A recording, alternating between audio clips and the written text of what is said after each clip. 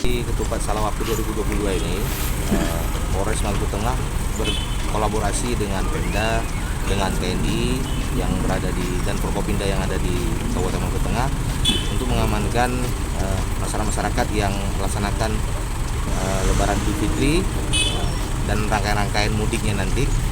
Untuk pengamanan kita lakukan, kita mendirikan pos-pos pelayanan dan pos pengamanan di beberapa titik di Kota Masohi sampai ke polsek-polsek kecamatan seluruh Kabupaten Maluku Tengah.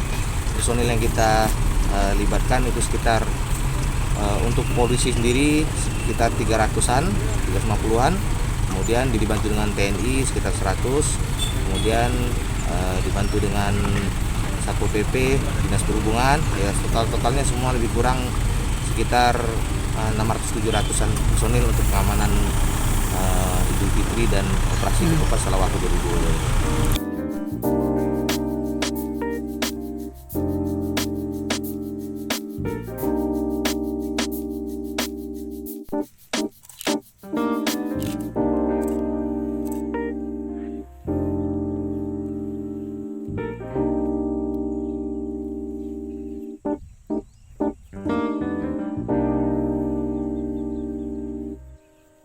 Terima kasih sudah nonton.